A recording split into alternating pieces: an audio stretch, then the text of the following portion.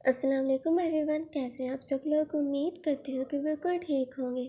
تو آپ سب کے بہت ہی پیارے سے ناول لمحے آ چکی کہ بالکل نئے سے ایپیسوڈ کو میں لے کر آئی ہوں جسے ہم آج پڑھیں گے۔ تو اب ہم جلدی سے ناول کو پڑھنا شروع کرتے ہیں، لیکن آپ نے چینل کو سبسکرائب کرنا ہے اور ساتھ ہی ویڈیو کو لائک بھی لازمی کرنا ہے، اور جنہوں نے یہ ابھی پڑھنا ہے وہ بھی کمپلیٹ تو وہ بھی پڑھ سکتے ہیں کیونکہ آپشن موجود ہے۔ تو اب ہم جلدی سے پڑھتے ہیں ہماری آج والے ایپیسوڈ کو۔ کوکی یہ لو اور کھولو اسے۔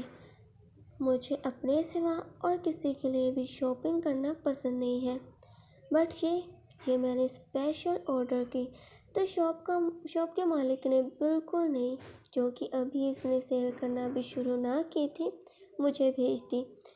ہوپ یو لائک اٹ، ورنہ مجھے تو یہ پسند آئے گی ہی جب تم اسے پہنو گی۔ ارم ساری بات صنم سے اس لیے کہہ رہا تھا کہ وہ اس سے محبت کرتا ہے یا پھر اپنی پاور کے بارے میں اسے بتا رہا تھا۔ یار پکڑو بھی اسے اور کھول کر دیکھو کیا لایا ہوں تمہارے لیے۔ ارم کے چہرے پر خوشی تھی، اسی وجہ سے صنم سے اس گفٹ کو کھول کر چیک کرنے کا کہنے لگا۔ ارم کے 2 مرتبہ ایسے گفٹ کو چیک کرنے کا کہنے پر وہ گفٹ کو پکڑے سائڈ پر رکھتی۔ میں پھر بعد میں دیکھ لوں گی، وہ بس ارم کو یہاں سے بھیجنا چاہتی تھی۔ میں تمہارے لیے ابھی لایا ہوں تو تمہارا فرض بھی اسے ابھی چیک کرنے کا بنتا ہے نا؟ کوئی بات نہیں، اگر تمہیں تکلیف ہو رہی ہے اسے کھولنے میں تو میں کھول دیتا ہوں۔ خود ایک مرتبہ پھر سے اس ڈبے کو اٹھائے وہ کھولنے لگا۔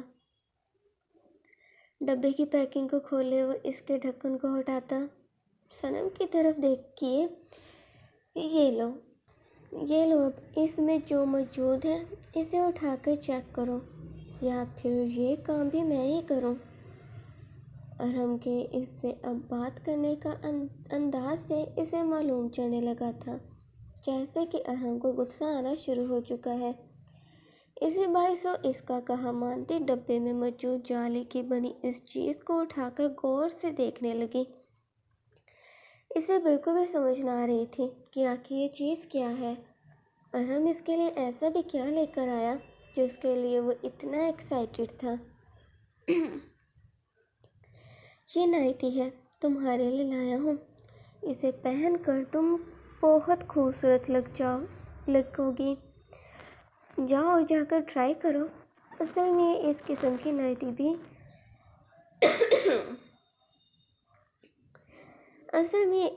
کی نائٹی تھی جو کہ صرف اور صرف کپڑوں کے نام پر دکھاوا تھی۔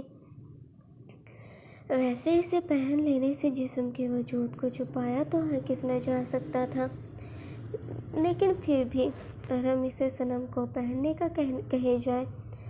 صنم بالکل انجان تھی کہ یہ پہنی کیسے جاتی ہے، کیا کپڑوں کے نیچے سے اسے پہنا جاتا ہے، کیونکہ اس نے اپنی زندگی میں کبھی بھی یہ چیز نہ دیکھی تھی۔ کیا دیکھ کیسے رہی ہو تم؟ اسے جاؤ اور اپنے پہنے کپڑوں کو اتار کر اسے پہن کر آؤ، جیسے تم اپنے شوہر کو اپنی جانب کا قائل کرو گی۔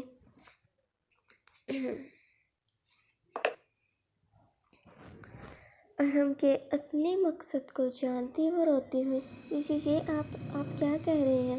تو دیکھیں میرے جسم میں بہت درد ہو رہی ہے، یہ سب ابھی مت کریں۔ منت کرنے کے انداز سے وہ کوشش کر رہی تھی اسے منانے کی، کیونکہ ان سب کے بارے میں وہ سوچ بھی نہ سکتی تھی، اس قدر خوف اس پر حاوی تھا۔ اوہ میری جان کے جسم میں درد ہو رہی ہے، تم نے مجھے پہلے کیوں نہیں بتایا؟ آخر تمہارا شوہر ہوں، تمہارا ہمسفر، تمہاری خوشی غمی سب میں حصے دار ہوں میں۔ صنم کے اسے منع کرنے کے باوجود وہ بڑے ہی غور سے بات کر رہا تھا۔ اچھا ٹھیک ہے، سب باتوں کو چھوڑو، یہ چیزیں ہم بعد میں ٹرائی کریں گے۔ ادھر آؤ، میں تمہارے جسم کو دباتا ہوں جس سے تمہارے بدن کا درد 2 منٹ میں چلا جائے گا۔ کیونکہ تمہارے لیے میں ڈاکٹر بھی بن سکتا ہوں۔ اس کی حرکتیں کافی عجیب تھیں۔ صنم کو سمجھ نہ آ رہی تھی کہ وہ واقعی میں اس کی بات کو سمجھ چکا ہے یا پھر اس کے پیچھے وجہ کچھ اور ہے۔ یار ادھر آؤ بھی، ڈر کیوں رہی ہو؟ صنم چونکہ منع کیے جا رہی تھی، لیکن ارحم کے اسے فورس کرنے پر وہ اس کی طرف پیٹ کیے بیٹھ گئی، کیونکہ اس کے پاس کوئی اور آپشن بھی موجود نہ تھا۔ ارحم آہستہ آہستہ سے اس کے کاندھے کو اپنے مضبوط ہاتھوں سے دبانا شروع ہو گیا۔ ارحم جو کہ بے حد پیار سے اسے دبا رہا تھا، لیکن صنم کو سکون تو ہرگز نہ مل رہا تھا، بلکہ وہ اس بات سے ڈرے جا رہی تھی کہ اب ارحم کچھ نہ کر دے اسے، اب کچھ نہ کر دے، کیونکہ وہ اس بات سے تو بخوبی واقف ہو چکی تھی کہ ارحم ایسی حرکتیں کرنے والا آدمی تو ہرگز نہ ہے۔ 2 منٹ تک وہ خاموشی کے ساتھ سکون سے اسے دبائے جائے، لیکن اس کے بعد ارحم اس سے باتیں کرنا شروع ہو گیا۔ یار تم جانتی ہو نا کہ جو انسان کو درد دیتا ہے وہی اس درد کا علاج بھی بخوبی جانتا ہے۔ لیکن ایک اور مثال بھی ہے، پوچھو کیا؟ ارحم جو کہ صنم سے پوچھنے کا کہہ رہا تھا والی بات اسے کافی عجیب لگی، لیکن پھر چی کہتی وہ جلد از جلد ارحم کو یہاں سے بھیجنا چاہتی تھی۔ یار یہی کہ اگر بار بار اسی درد کو دیا جائے تو پھر اس درد کی عادت سی ہونے لگتی ہے، اینڈ وہ درد آہستہ آہستہ سے مزے میں تبدیل ہو جاتا ہے، اور پھر وہی درد ہمیں نہ ملے تو ہم بے چین سے ہونے لگتے ہیں۔ نہ جانے کیوں ارحم یہ بات صنم کو بتا رہا تھا۔ اس کی یہی بات صنم کو بالکل بھی سمجھ نہ آئی کہ آخر ارحم اس سے کہنا کیا چاہتا ہے۔ صنم تمہیں مزہ آ رہا ہے؟ ارحم نے ایک مرتبہ پھر سے اس خاموشی کو توڑا، صنم سے سوال کر کے۔ صنم تم سے کچھ پوچھ رہا ہوں کہ مزہ آ رہا ہے؟ صنم کا جواب نہ ملنے پر ایک مرتبہ پھر سے اس نے سوال کیا۔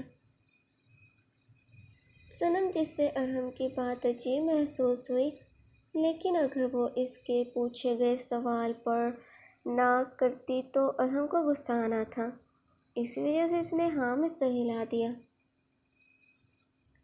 صنم کے ہاں میں سر ہلاتے دیکھ ارحم مسکراتا ہوا اپنے ہاتھ جس سے وہ اس کے کاندھوں کو دبا رہا تھا، اب اپنے ہاتھوں کو صنم کی کمر کی طرف بڑھاتا اپنے ہاتھوں کو وہاں پر پھیرنے لگا۔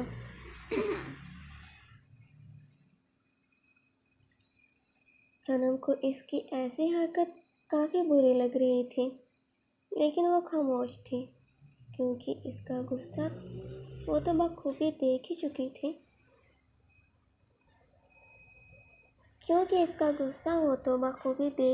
تھی۔ اسی وجہ سے وہ ایسی کوئی بھی حرکت ہرگز نہ کرنا چاہتی تھی جس سے ارحم غصہ ہو۔ ارحم بھی صنم کا کوئی رد عمل نہ دیکھ کمر پر ہاتھ پھیرنے کے ساتھ ہی پیچھے سے اس کی شرٹ میں اپنے ہاتھ کو ڈالتا آگے کی طرف بڑھنا شروع ہو گیا، جو کہ صنم کے رونگٹے کھڑے کرنے کا باعث بن رہا تھا۔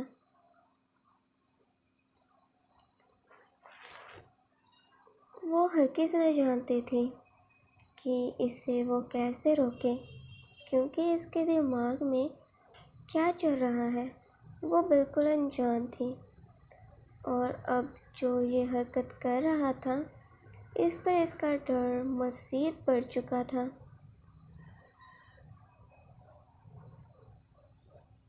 چونکہ صنم نے اس وقت بلاؤز نہ پہنا تھا، کیونکہ اس کے وجود میں درد تھا، اور ٹائٹ چیز کو پہننے سے اس کا درد مزید بڑھ جاتا، اسی وجہ سے وہ صرف اپنی شرٹ اور ٹراؤزر میں موجود تھی۔ ساتھ ہی خود کو شال میں لپیٹا ہوا تھا۔ لیکن ان سب کا فائدہ تو ہرگز نہ ہوا، کیونکہ ارحم ایک مرتبہ پھر سے وہی سب کرنے کا ارادہ رکھتا تھا۔ اپنے ہاتھوں کو آگے کی جانب لے جاتا وہ اس کے سینے پر پھرنا شروع ہو گیا۔ تو آج کے لیے اتنا ہی۔ چینل کو سبسکرائب کریں اور ویڈیو کو لائک کرنا بھی مت بھولے گا، اور پیاری پیاری سے کمنٹس کر کے بتانا ہے کہ آپ کو کیسا لگ رہا ہے ہمارا یہ بہت ہی پیارا سا ناول، جس کی ابھی شروعات ہوئی ہے۔ ابھی آگے آگے آپ کو بہت ہی زیادہ کچھ دیکھنے کو ملے گا، اور اس میں ہے بھی بہت کچھ، بہت ہی زیادہ انٹرسٹنگ سینس